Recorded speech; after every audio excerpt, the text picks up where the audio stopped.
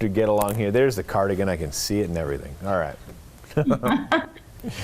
All right, we'll get going here in 3 and 2.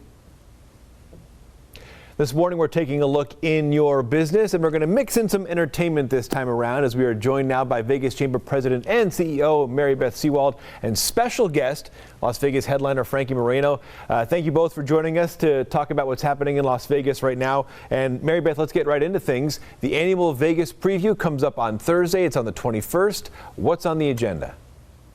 Thank you so much, John. Yes, we are so excited. Preview Las Vegas is on 1/21/21, and we are doubling down on Vegas this next year. You know, at Preview, the business community really gets an opportunity to learn what's ahead for the economy so that they can plan for the coming year.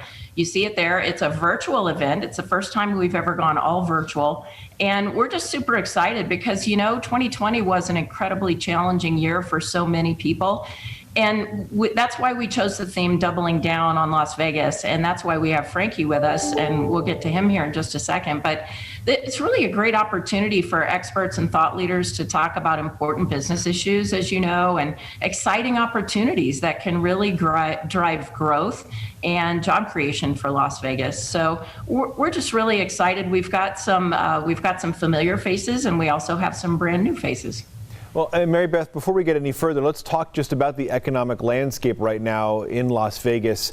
Obviously, 2020 has been challenging. We're just now getting started into 2021. What needs to happen to spark the return, essentially, of what is driving Las Vegas? Well, you know, John, it has been an incredibly challenging year economically for our small businesses, our medium-sized and our large businesses alike. And that's one of the reasons why we have Steve Hill. He's the president of the Las Vegas Convention and Visitors Authority. He's going to do a fireside chat with Contessa Brewer. You might remember her. You might know her from CNBC. They're going to talk about what's ahead for tourism. Conventions and tourism is the core of our economy. So Steve's going to share both the outlook for tourism as well as a lot of the challenges that the industry faces and how Vegas is so well positioned to attract those visitors once COVID cases go down. So, convention and tourism is huge. And then we also have Derek Stevens, really excited to feature him. He's the CEO of the D and Circa, and he's going to talk about why he's so bullish on Las Vegas and what he's experiencing in his business. Seems like getting vaccines out would be a crucial part, not only from a health standpoint, Mary Beth, but also from an economic standpoint. The more people who are vaccinated from the coronavirus, the easier it is to do business. Absolutely. We're really looking forward to gearing up the vaccines more across the entire state and really literally giving a shot in the arm to both our citizens and the economy as well. All right, so Frankie, you've been sitting there patiently. Obviously, the theme here for the Vegas preview, the doubling down. It's been hard for entertainers right now, obviously in Las Vegas, trying to find employment, trying to make a buck here. What's it been like for you, and talk about your involvement here in the Vegas preview? I mean, it's definitely a whole different thing, so we used to play all the time and a lot of touring. So whenever I wasn't playing in Vegas, we'd be touring, and we had European tours set up and everything that, of course, did not happen. But right away, I guess in March or April, right after lockdown, my first instinct was, well, I've got some time. Let me write music. And I started just utilizing the time. I figured, whenever this does open where we play again, I don't want to go back out and just do the same show, the same songs, the same clothes. Like, let's start building it all new and working on that. And kind of jumped in that real quick, and we were releasing a song every single week. We've been still consistently doing that and giving all the proceeds to the COVID-19 relief fund. A lot of entertainers are doing that too. Frankie, you've got the song Doubling Down on Vegas that'll be released at the Vegas preview. I guess we all have to kind of be optimistic for 2021, but from an entertainment standpoint, how much drive is there right now to try and get back on stage? Well, I mean, I think it's just more of just a thing of just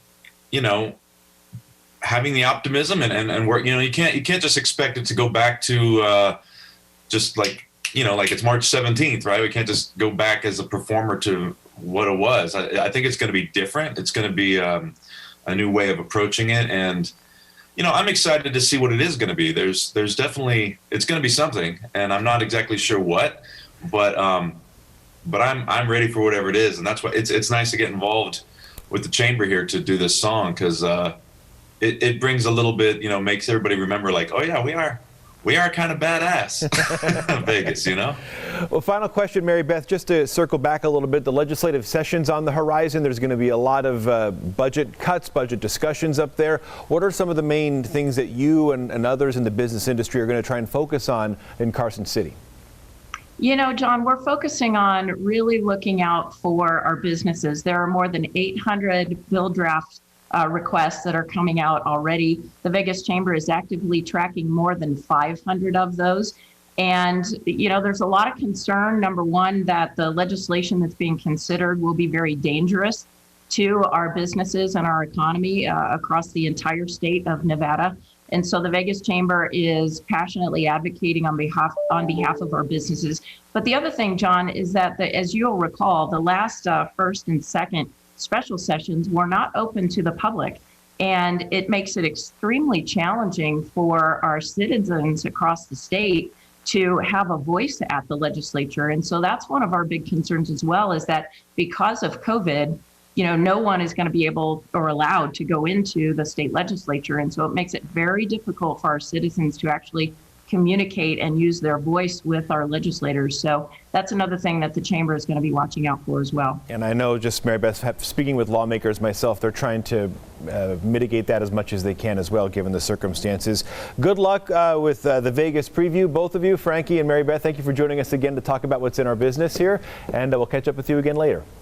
Thank you. Good seeing you.